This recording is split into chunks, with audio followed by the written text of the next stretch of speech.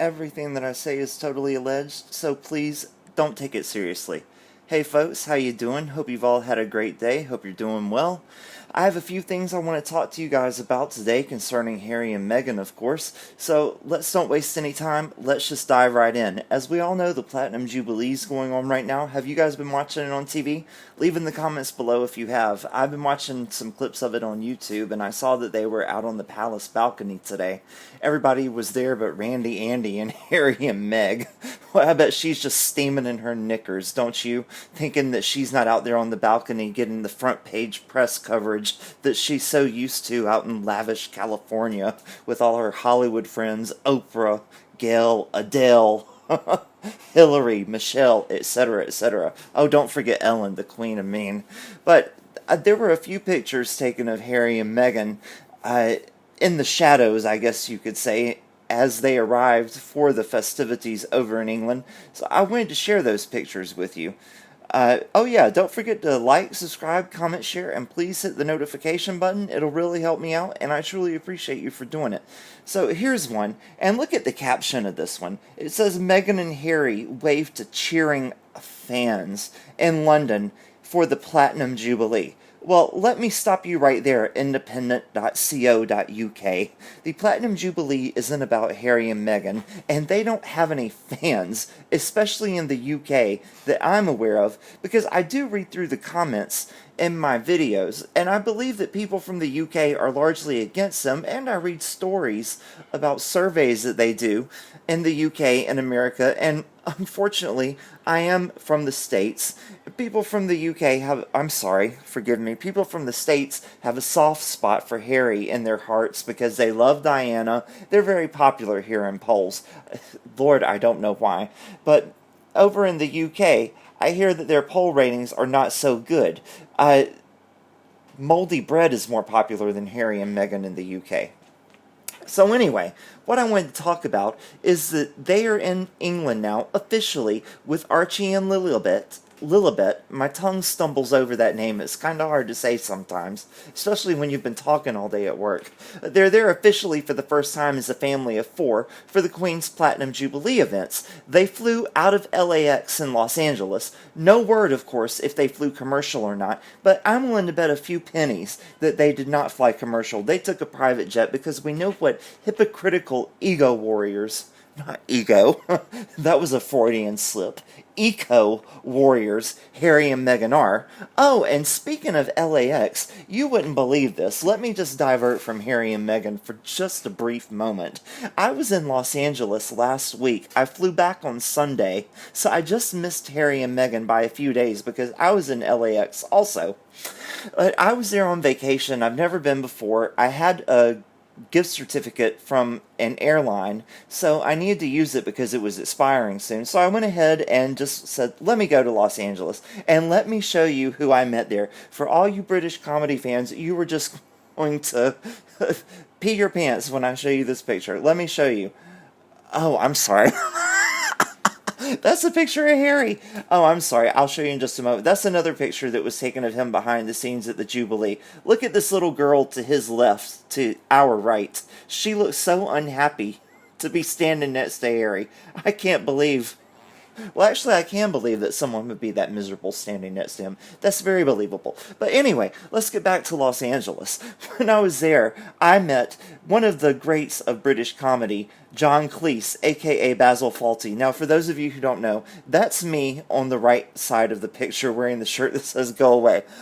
You're asking, well, that's a coincidence. You're wearing a shirt with him on it and you meet him. I knew I was going to meet him. I went to a show that he was at, and hung out afterwards, and he met some folks, and I got to meet him, and he took his picture with me, and I talked to him for just a moment. It was really cool.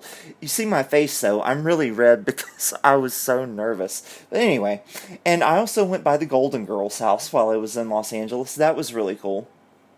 And if you remember that show from the 90s with Claire Danes and Jared Leto, My So-Called Life, I went by that house. And that show from the 80s, Mama's Family, yeah, I went by that house. And, of course, Sharon Tate's house on Cielo Drive. I did a true crime tour while I was there. Went by Sharon Tate's house, and that's Nicole Simpson's house, where she was not murdered by OJ, according to a jury of OJ's peers. And the El Coyote, where they filmed Once Upon a Time in Hollywood, and where Sharon Tate allegedly ate her last meal. So that was my true crime tour. So let's get back to this foolishness with Harry and Meghan and the Platinum Jubilee. So tomorrow, the Queen's going to have the annual Trooping the Color parade, which Harry and Meghan are allegedly going to attend as spectators. Archewell Productions hasn't officially confirmed yet, but I'm sure they have the Netflix reality show filming crew in tow, because as we all know, and they have confirmed they're coming out with their own reality show on Netflix to meet their obligation for that $150 million that they've been paid. But TMZ is reporting, I read this on their site, that H&M are being provided high-level police security while in England for the Jubilee.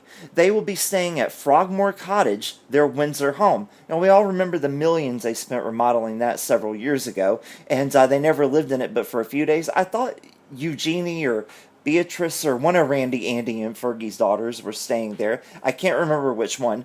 But yeah, so I guess they moved out long enough to accommodate Meghan and her needs. Remember, everyone, what Meghan wants, Meghan gets.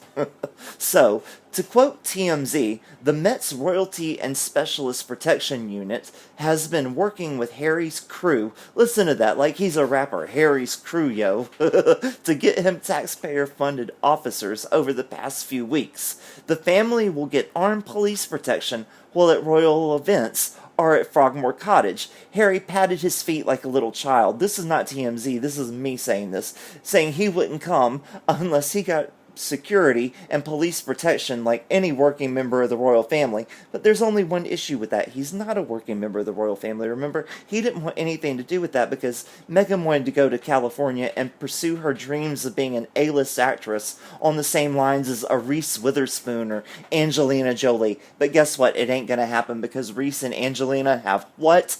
Talent. Meghan does not. So, Harry took legal action earlier this year, as we remember, claiming through his lawyer that he did not feel safe bringing his family over to the UK without police protection. The Associated Press said Harry wants to be able to pay for the protection and claimed his private security team in the U.S. doesn't have adequate jurisdiction abroad to access UK intelligence information.